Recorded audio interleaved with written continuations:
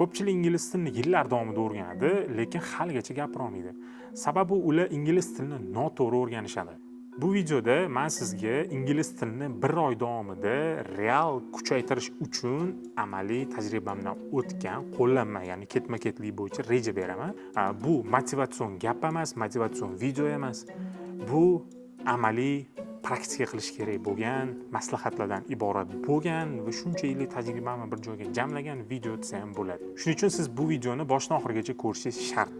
Agar siz 30 kun davomida ushbu videodagi barcha maslahatlarga amal qiladigan bo'lsangiz, sizni speakingingiz yaxshilanadi, vocabularingiz kuchayadi, ingliz tilida tushunishingiz ham ancha rivojlanadi va eng asosiysi ingliz tilini siz hayotingizning bir qismiga bemalol aylantira olasiz.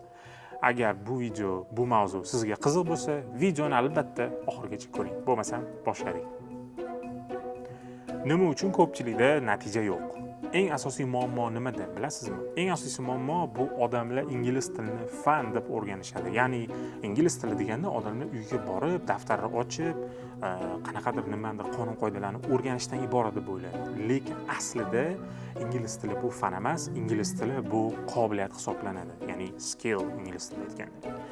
Endi sizga bitta boshqacharoq misol beraman. Misol uchun siz suzishni qanaqa qilib o'rgangansiz? Masalan, basseynga borib, suvga kalla tashab, o'zingizdan-o'zingiz o'rganib qolmagansiz, to'g'rimi? Yoki bo'lsam suzishni siz kitobni ochib, kitobdan varaqlab, qanaqadir qonun-qoidalarni o'rganib, keyin o'rganmagansiz.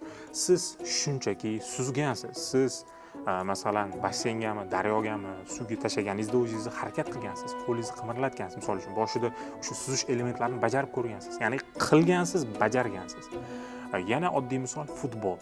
Futbolda ham siz aytaylik oddiy bitta futbol matchi ko'rib, masalan, O'zbekiston bilan Portugaliya o'ynayotganda futbolni tomosha qilib, keyin xuddi o'sha narsalarni orqasidan qaytarib o'rgana olmaysiz. Ya'ni videoni ko'rib yoki kitobni o'qib futbolni o'rganib bo'lmaydi. Bularning hammasi qobiliyat hisoblanadi. Xuddi shunaqa ingliz tili ham qobiliyat. Siz aytishingiz mumkin, Farhod, bu qanaqasiga sani gaping mantiqqa to'g'ri kelmayapti-ku. Ingliz tilini biz maktabda yoki bo'lmasam kollejda darsda o'tirib fan sifatida o'rganganmiz-ku, qonun-qoidalar, grammatikalar, shunga o'xshagan narsalarni o'rganganmiz-ku deyishingiz mumkin. Ha, ingliz tilining bir qismi shundan iborat bo'lishi mumkin, grammatik qoidalardan iborat bo'lishi mumkin, lekin 100% emas. Ingliz tilini 25% qonun-qoida, ya'ni grammatikalardan iborat deb olishimiz mumkin. Nima uchun bu statistika 25%? Chunki IELTS imtihoniga tayyorgarlik ko'rganlar biladi, speakingga kirganingizda sizni 25% bahoyingiz, ya'ni balingiz grammatikadan iborat bo'ladi. Qolganlari ingliz tilida ravon gapirish, undan tashqari so'z boyligi, undan tashqari aytaylik coherence and cohesion degan narsalar bor. Bu umuman boshqa tema, keyinroq gaplashamiz bu bo'yicha. Ko'pchilik ingliz tilida 1000 ta qoida yodlaydi. Har xil grammatik strukturalar, qoidalar, shunga o'xshagan narsalarni zo'r biladi. Test bersangiz ishlab tashlaydi. Lekin gapirishga kelganda ular jim turadi. Ya'ni umuman fikr chiqmaydi, gapira olmaydi, umuman ideya kelmaydi gapirishga yoki so'zlarni unutib qo'yadi. Bunaqa muammo hammada bor. Shaxsan menda ham bu narsa bo'lgan, toki men active speakingni kashf qilmagunimcha. Ya'ni ingliz tilida gapirish, ingliz tilida ravon gapirish, mashq qilish, ko'proq praktika qilish. Ingliz tilida faqat daftar yoki kitobdagi ingliz tili emas, aksincha o'sha kino, filmlar, videolar, audio podkastlar va undan tashqari haqiqiy real muloqotdan iboratligini tushunib yetishim meni speakingimni oshishiga ancha-muncha yordam bergan. Umumiy qilib aytadigan bo'lsak, ingliz tilida input va output degan jumla bor. Input bu siz ma'lumotlarni o'zingizning xotirangizga kirgizishingiz, ya'ni joylashtirishingiz. Bu inputga nima kiradi? Grammatikani o'rganishingiz, kitob o'qishingiz, so'zlarni yodlashingiz va hokazolar. Lekin siz shuncha ma'lumotlarni qabul qilganingizga yarasha output qila olasizmi? Ya'ni tashqariga ma'lumotni chiqara olasizmi? Speaking, writing orqali. Mana shu joyda haqiqiy muammo, asosiy muammo kelib chiqadi. Ya'ni siz shuncha qoida yodlab, shuncha ingliz tilida so'zlarni yodlab va undan tashqari matnlarni o'qib, tushunib, lekin gapirishga kelganda yoki bo'lmasam writingga kelganda, yozishga kelganda umuman shaxsiy fikringiz, shaxsiy aytaylik nimadir tushuntirib berishingiz paydo bo'lmagan, rivojlanmagan va u narsa sizda juda ham sust. aynan shu output ustida biz ishlashimiz kerak bo'ladi. Bu videoda men aynan ham inputni qanaqa to'g'ri qilish kerak, ham outputni qanaqa to'g'ri qilish kerak, shularni hammasini tushuntirib beraman. Bir oylik tizimga kelsak, bir oylik tizimimiz nimadan iborat? Bunga kuniga qancha vaqt sarflash kerak? Nechta kitob o'qish kerak? Shunaqa savol sizda paydo bo'lishi mumkin. Bu bir oylik tizimni o'rganish uchun sizga 20 ta kitob kerak emas yoki bo'lmasam ertalabdan kechgacha ingliz tilini o'rganishingiz shart emas. Yana sizda savol bo'lishi mumkin, bir oyda men ingliz tilini o'rganib qolamanmi? Yo'q, bir oy ichida siz tizimga moslashasiz. Ya'ni ingliz tilini odatga olib kirasiz. Ya'ni o'zingiz hayotingizga tatbiq qilasiz va shu bo'yicha yana dalishda davom etasiz. Shunda rezultat bo'ladi, o'sish bo'ladi. Kuniga 2 soat yetadi men berayotgan metodlarni hammasini o'rganishingiz uchun. Demak, birinchi qadamimiz bu ingliz tilini o'zingizning hayotingizga olib kirish, ya'ni hayot tarzingizga, odatlaringizga. Bu nimadan iborat bo'lishi mumkin? Masalan, bizning o'zi hayotimiz qanaqa, kundalik hayotimiz qanaqa o'tadi? Biz ovqatlanamiz, biz aytaylik telefonda, Instagramda o'tiramiz, YouTube tomosha qilamiz yoki bo'lmasa ko'chada piyoda yuramiz, ishga boramiz, ishdan kelamiz, avtobus, transportda yuramiz, taksida yuramiz va hokazo. Yoki kechqurun yana uxlaymiz, do'stlarimiz bilan gaplashamiz. Mana shunaqa tartibda bizning hayot tarzimiz shakllangan bo'lishi mumkin. Endi bu hammada har xil, lekin aynan shu o'zingizning hayot tarzingiz ichiga ingliz tilini sekin-sekin kirgizishni boshlashingiz kerak. Bu birinchi qadam hisoblanadi. Qanaqa qilib kirgizaman desangiz, eng birinchi sizni telefoningizdan boshlaymiz. Chunki bu telefon sizni kimligingizni aytadigan instrument, ya'ni shaxsiy instrumentingiz. Bu telefon orqali siz vaqtingizni ko'p sarflaysiz, kuniga 8 soatlab, 10 soatlab kerak bo'lsa telefonda o'tiramiz. Keling shu telefonni tilini rus tili yoki o'zbek tili emas, ingliz tiliga o'giramiz. Bu birinchi qadam hisoblanadi. Endi ikkinchi qadamga kelsak, ikkinchi qadam siz Instagramingizni, YouTubeingizni, Telegramingizni to'laqonli ingliz tiliga ko'chirishingiz kerak. Ya'ni kontentlarni nazarda tuting. Bu nastroykadagi ingliz tiliga o'girishni nazarda tutmayapman. U shundoq ham bo'ladi. Ya'ni Instagram algoritmini ingliz tiliga o'zgartiring. Ya'ni sizning qiziqishlaringiz, o'zingizga qiziq bo'lgan mavzudagi bloglarga obuna bo'ling ingliz tilida va o'zbek tili, rus tilidagi blogerlardan kerak bo'lsa atpiska qiling. Ularni atpiska qilib tashlang, chiqib keting ulardan. Asosan taxminan 10 ta yoki 20 ta ingliz tilida kontent qiladigan blogerlarga obuna bo'ling. Shunda sizning rekomendatsiyangizda, ya'ni Instagram feed deydi, ya'ni Instagram lentangizda faqat ingliz tilida kontent chiqadi, o'zbekchada kamayishni boshlaydi. Qancha ko'p siz ingliz tilida kontent ko'rganingiz sari Instagram algoritmi shunga moslashadi va bu sizni ingliz tilida fikrlash, ya'ni o'ylashni boshlashingizga sabab bo'ladi. Xuddi shu tartibda YouTube'ni ham, xuddi shu tartibda Telegramingizdagi kanallarni ham o'zbekcha ruschadan inglizchaga o'zgartiring. Ya'ni o'zbek tilida, rus tilidagi kontentlardan ko'ra inglizcha kontentga o'zgartirib chiqing. Ha, bunga vaqt kerak bo'ladi, bir kunda qilish qiyin. Lekin siz buni qilsangiz, menga keyin rahmat aytasiz. Chunki aynan shu sizni ko'p vaqtingizni sarflaydigan joy. Ya'ni sizni ko'proq vaqtingiz ijtimoiy tarmoqlarda o'tadi. Shuning uchun, masalan, ovqatlanib o'tirganimizda ham 5 minut biz nima qilamiz? Instagram ko'ramiz yoki YouTube ko'ramiz. To'liq ingliz tiliga o'tishimiz kerak. Shunda siz hayotingizning bir qismiga ingliz tilini aylantirgan bo'lasiz. Xo'p. Undan tashqari, aytaylik siz ko'chada piyoda yursangiz yoki transportda yursangiz, ko'proq muzika eshitadi, to'g'rimi? Vaqti ko'proq muzika yoki kino ko'rib ketadi. Mayli, muzika eshitish, kino ko'rishga o'z yo'liga, lekin shu narsani podkastga o'zgartirsak nima bo'ladi? Ya'ni hozir ingliz tilida tiqilib yotibdi podkastlar, g'ij-g'ij. BBC Learning English, CNN, undan tashqari yana kirsangiz YouTube'ga podkast tiqilib yotibdi. Google Podcastga kirsangiz rosa ko'p podkastlar bor. Ha, aytgancha, meni Telegram kanalim bor.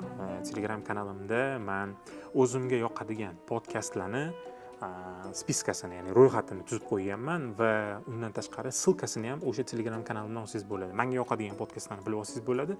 Xohlasangiz o'sha podkastlarni kirib birga eshitamiz. Bemalol mana shu Telegram kanaliga kirib obuna bo'lib qo'ying. O'sha yerda ingliz tiliga aloqador ma'lumotlar ham sizga ulashib boradi. Ikkinchi qadam. Bu speakingni bugundan boshlang. Ya'ni sizning darajangiz qanaqa bo'lishidan qat'iy nazar, beginnermi, elementarymi, pre-intermediate-mi, speaking sizda qanaqadir og'riqli muammomi farqi yo'q. Bugundan speakingga boshlang. Nimani gapiraman, nimani speaking qilaman desangiz, men sizga to'liq nima qilishingiz kerakligini aytaman. Xo'p. speaking qilishingiz uchun aytaylik sizda partnyor yo'q, sherigingiz yo'q yoki gaplashib o'tirishga odam yo'q. U odam bilan gaplashib ham zerikib ketgansiz yoki emas, to'g'rimi? Ya'ni sizga partnyor kerak bo'pti deb o'ylayapsiz, asli kerak emas. Siz kun davomida ertalab turishingizdan to kechqurun o'rningizga yotguningizgacha kun davomida siz nima qilasiz? Ko'pincha o'ylaysiz, xayollaringiz, o'ylaringiz ichingizda gapirasiz, to'g'rimi? Yo'q, bir xil odamlar o'zi bilan o'zi gaplashadi. Mana shunaqa holatda siz o'zbek tilida, rus tilida emas, ingliz tilida o'ylashni boshlashingiz kerak va kerak bo'lsa o'sha gaplarni o'zingiz ingliz tilida chiqarishingiz kerak. Masalan, o'rningizdan turdingiz, soatga qaraysiz. I woke up, misol uchun. I woke up and it's 7 o'clock. Misol uchun, ikkita gap gapirdingiz, ingliz tilida gapirishni boshladingiz. Mana shunga o'xshagan odatdan boshlansin. Undan tashqari siz ertalab reja tuzayotganingizda ham diktofonni qo'yib qo'yib, yoqib, masalan, o'zingiz fikringizni gapirsangiz bo'ladi. Ya'ni bugun nima ishlar qilamiz? Okay, today we're going to do this things and we're going to make our to-do list. Ya'ni o'ylaymiz, fikrlaymiz, kun davomida nima ish qilamiz. So I have to go to the office and I have to meet with my boss and discuss the work. To'g'rimi? Mana o'ylang ingliz tilida. Kun davomida nima qilishingizni oldindan rejalashtirasiz-ku. Ya'ni kuningizni rejalashtirayotganingizni ingliz tilida o'ylab gapirib, kerak bo'lsa yozing yoki ham gapirib ham yozing. Ham gapirib ham yozish, diktofonga kelib bo'lib ham yozish, yana audioingizni sizga yana ham turtki beradi. Ingliz tilida o'ylash, fikrlashingizni yana ham ochishni boshlaydi. Har kuni har xil mavzularda gaplashganingiz uchun o'zingiz bilan speakingiz bo'lib sekin-sekin ochilishni boshlaydi. Bu g'alati tuyulishi mumkin. Ko'pchilik bu narsani qilishga erinadi yoki yoqmaydi ko'pchiligiga, lekin siz buni odatga aylantiring. Ertalab yarim soat yoki 20 minut yoki 15 minut qilib borsangiz, bu sizni hayot tarzingizga ingliz tilida gapirish, ya'ni speakingga bir qism bo'lib kiradi. Xo'p, speakingni yana boshqa tomonlama ham qilishimiz mumkin. Ya'ni faqatgina o'zimiz bilan o'zimiz gaplashib o'tiramizmi desangiz, yo'q, yana boshqa sizga usul beraman. Ikkinchi usul bu shadowing usuli. Ya'ni shadowing ko'pchilik biladi, bu texnika juda ham ommabop O'zbekistonda. O'ziga yoqqan aktyor yoki bo'lmasam o'ziga yoqqan bloger videosini yoki qanaqadir bir kinodan bir lavhasini olib turib, uni eshitib, orqasidan takrorlashimiz kerak. Ya'ni talaffuzi, speaking ohangi, speaking tezligi, so'z o'sha gapirayotgan so'zlari, o'ziga bo'lgan ishonchi, shu narsalarni hammasini kopiya qilasiz, ko'chirasiz va orqasidan qaytarasiz. Boshida sizga qiyin bo'lishi mumkin, tam 5-10 sekunddan pauza qilib, keyinchalik moslashib ketasiz. Bir xillarni bilaman, qanaqadir bir speechni yoki bo'lmasam birorta nutqni, chiqib gapirilgan nutqni boshdan oxirigacha yodlab olgan va gapirib bera oladi. Shunaqa o'quvchilarni bilaman. Siz ham shunaqa kabi bo'ling. Boshida o'shunaqa nutqlarni gapira oladigan bo'ling, orqasidan qaytarib, albatta tushungan holatda. Bu ham har kuni qilib borilsa, shadowing siz ingliz tilingizni ochib tashlaydigan bitta instrumentlardan biri hisoblanadi. 3-qadam bu so'z boyligini to'g'ri ravishda rivojlantirish, ya'ni vokabularini to'g'ri yodlash. Ko'pchilik so'z yodlayotganda duch kelgan so'zlarni yodlaydi, ya'ni random. Misol uchun kerak bo'lsa istagan kitobdan, istagan mavzudan olib duch kelgan narsalarni o'qib yodlab yuradi. Albatta bu yo'ldan ko'ra yaxshi. Birinchidan. Ikkinchidan buni yomon tomoni bor. Qanaqa? U so'zda siz darajangizga mos bo'lmasligi mumkin. Ya'ni levelingizga mos bo'lmagan so'zni yodlashingiz sizga muammo keltirishi mumkin. Bu so'zlarni siz to'g'ri ishlata olmaysiz. So'zni shunaqa yodlash kerak. O'zi ikki xil so'z boyligimiz bor, active and passive, ya'ni active vocabulary, passive vocabulary. Active vocabulary bu haqiqatda speakingda yoki writingda aktiv ravishda gaplarni ichida ishlata oladigan so'zlar hisoblanadi. Bunga o'sha ingliz tilidagi bazaviy, ya'ni top 1000 ta so'zlar ham kirishi mumkin. Siz speaking qilayotganingizda ko'proq ishlatadigan so'zlaringiz kirishi mumkin. Va so'z yodlayotganingizda iloji boricha shunga e'tibor bering, faqatgina bitta so'z emas, uni phrase qilib yoki gap qilib yodlash. Misol uchun, ko'pchilik apple yoki airplane, elephant degan so'zlarni donalab yodlaydi, to'g'rimi? Yoki misol uchun decision degan so'z bor, to'g'rimi? Qaror qabul qilish. Misol qiyinroq bo'lishi mumkin ba'zilar uchun. Decision yoki decide degan so'zlar, qaror qabul qilish, qaror misol uchun. Decide yoki decision degan so'zni yoniga make qo'yib phrase qilsangiz bo'ladi. Misol uchun make a decision, to'g'rimi? Action degan so'z bor. Actionni take action misol uchun. Ya'ni yonida bitta phrase bilan, bitta so'z bilan birgalikda qo'shib yodlasak, ancha birinchidan esimizda qoladi, ikkinchidan u phraselarni gaplarda ishlatishimiz mumkin, speakinglarda. Bu ham juda katta turtki hisoblanadi. Umumiy qilib aytadigan bo'lsak, vocabulary bo'yicha siz so'zni yodlashdan tashqari ishlatishingiz kerak speakingda yoki writingda. Qancha ko'p so'zni o'sha yodlagan so'zingizni praktika qilib amaliyotda ishlatadigan bo'lsangiz, shuncha o'sha so'z sizni esingizda, yodingizda qoladi va undan tashqari speakingiz ham, ingliz tili qobiliyatingiz ham shuncha ochilishni boshlaydi. 4-qadam listeningni keskin ravishda kuchaytirish. Nima uchun keskin ravishda kuchaytirish deyapman? Sizga bitta secret aytaman. Ko'pchilik bu narsaga amal qilmaydi. Boya aytdim sizga, Instagramda masalan har xillarni ularni ko'ring, ingliz tilida videolarni ko'ring. U ham yaxshi. Lekin sizga bitta aniq diqqatingizni bitta joyga jamlaydigan narsani aytaman. Listening qilayotganingizda yoki bo'lmasam video tomosha qilayotganingizda iloji boricha boshlanishiga faqat bitta odamni videolarini ko'ring yoki bitta odamni audiosini, podkastini eshiting misol uchun. Nima uchun boshlanishida bitta deyapman? Chunki siz u odamni talaffuzini tushuna olasiz. Masalan, talaffuzini tushunasiz, undan tashqari speaking style'ini, ya'ni ohangini tushunasiz. Gapirayotgan so'zlari ham ommabop so'zlar, ko'p so'zni takrorlan aytgani uchun u odamni anglab tushunishni boshlaysiz. Boshlanishiga shu metod yaxshi. Chunki siz miyangiz bitta odamga moslashib o'rgangandan keyinchalik boshqasiga o'tsangiz bo'ladi. Buni men oldin juda ko'p qilganman. Masalan, men yaxshi ko'rgan blogerlardan, youtuberlardan to'g'rirog'i Matt D'Avella degan youtuber bor. U o'zini masalan hayot tarzini ko'rsatadi, shaxsiy rivojlanish bo'yicha nimalar qilayotganini ko'rsatadi, o'zini hayotidan maslahatlar ulashadi. Videografi bo'yicha maslahatlar beradi. O'zini har xil kursi ham bor. Kursini ham sotib olgandim, adashmasam. U kelchi oldin. Xullas, men bitta odamni YouTube'ini, ya'ni videosini ko'proq ko'rganman. Undan tashqari Gary Vaynerchuk degan odam bor. Juda ham nima deydi, yaxshi savatlar beradi, maslahatlar bergan odam. Shunga o'xshagan bir ikkita odamlarni videosini ko'proq ko'rardim. Ya'ni ularni yaxshi tushunganim uchun. Borib keyin boshqa blogerlarni ham ko'rishni boshlaganman. Siz ham shunaqa qilsangiz bo'ladi. Boshida bitta odamni eshiting, bitta odamni ko'ring. 5-qadam grammatikani o'rganish jarayoni. Ya'ni men grammatikani o'z qanaqa o'rganishim kerak, sizni fikringizcha deyishingiz mumkin. Ya'ni ayting menga. Shuncha menga grammatikani yomonlab gapirdingiz. Yo'q, grammatikani yomonlamayapman. Grammatikani o'rganish kerak. Qanchadir ma'noda kerak baribir. Lekin maqsad bilan. Shunchaki qoidani yodlab emas, shunchaki test ishlab, test uchun emas. Grammatikani maqsadli o'rganish kerak. Maqsadli degani, misol uchun siz present simple zamonini o'rganyapsiz. To'g'rimi? Hozirgi oddiy zamon. Present simple o'rganyapsiz. O'sha o'rganish jarayoningizda siz nafaqat uni qonun qoidasi yoki strukturasi, balki gaplarda ishlatishni o'rganishingiz kerak. Ya'ni gapni shu present simple organizmni darrov speakingda ishlating, present simpleni. Ya'ni present simpleda gapiring, shu zamonda gapiring. Present perfect organizm perfect zamonida gapiring. Past simple organizm past simpleda. Modal verblar organizmi misol uchun modal verb, ya'ni o'rgangan can, could, should shularda gap tuzing. Ko'proq gap tuzing, ko'proq praktika qiling.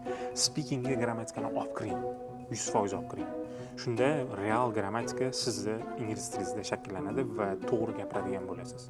Ko'pchilik aytganidek, faqat qaysidir Raymond Murphyni 80 ta mashqani ishlab o'tirishingiz shart bo'lmaydi. Xo'p, sizlarga bazaviy maslahatlarni berdim.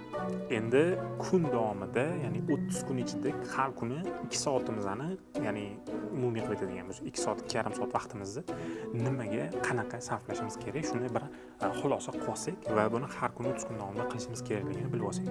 Xo'p, bir oyda qilishimiz kerak bo'lgan narsalar. 30 daqiqa kuniga speaking, 30 daqiqa kuniga listening, 20 daqiqa kuniga vocabulary, ya'ni so'z o'rganish, 20 daqiqa kuniga grammar, ya'ni grammatika va 1 soat English content ko'rish, ya'ni ingliz tilida content tomosha qilish. Endi bu 1 soatdan ham ko'p bo'lishi mumkin. Masalan, ko'p vaqtingiz bo'lsa ko'p ko'ravering. Lekin aktiv ravishda qilishingiz kerak bo'lgan 30 kun davomida shu 2 soat, 2,5 soat vaqtingizni sarflaydigan ingliz tiliga rejamiz shu. Men aytgan tartibda bundan oldingi maslahatlarning ichida har bitta qobiliyat uchun nima ishlar qilishingiz kerakligini aytganim bo'yicha qiling. Shunda siz 30 kundan keyin o'zingizda o'zgarish sezasiz va bir kunni ham o'tkazib yubormasdan qilish kerak. Ya'ni yakshanba ham qiling. Yakshanba ham dam olish kerak emas. 2 soat kuniga ingliz tiliga 24 soatingizni bir 10% menimcha normal, meni fikrimcha. Xo'p, do'stlar, agar siz ingliz tilini umumiy tarzda, ya'ni umumiy ingliz tilini ustozlar bilan, boshqa o'quvchilar bilan birgalikda onlayn tarzda o'rganishni xohlasangiz, bizani General English, umumiy ingliz tili onlayn darslarimiz bor, onlayn kurslarimiz bor. Bu darslarimiz haqida umumiy ma'lumot beradigan bo'lsam, bizda alohida onlayn platforma, alohida ustoz, undan tashqari shu Oxford University Press o'quv dasturi bo'yicha darslar o'tiladi. Darslarimizda bemalol qatnashib ko'rsangiz bo'ladi va kursimiz, ya'ni ingliz tili onlayn darslarimiz haqida batafsil ma'lumotni ushbu veb-saytdan olishingiz mumkin va opisaniyada ham shu veb-saytning ссылкасini qoldiraman. Bemalol kirib, darslarimiz haqida ma'lumot olib, kurslarimizga a'zo bo'lishingiz mumkin. Bundan tashqari, bizani boya aytganimdek Telegram kanalimiz bor, English Focusus. Unga ham obuna bo'lish tavsiya etiladi. Nimaga? Chunki Telegram kanalimizda asosan mana shunaqa praktika, amaliy maxsus maslahatlar va undan tashqari mashg'ulotlar berib boriladi. Qilib borsangiz bo'ladi. Umumiy qilib aytadigan bo'lsak shu, bugunga yetadi. Sizlar bilan Kamina Farhod Hakim bo'ldi. Video foydali bo'lgan bo'lsa, albatta fikrlarni izohda kutaman. Like ham bosib qo'yinglar. Keyingi videolarda ko'rishguncha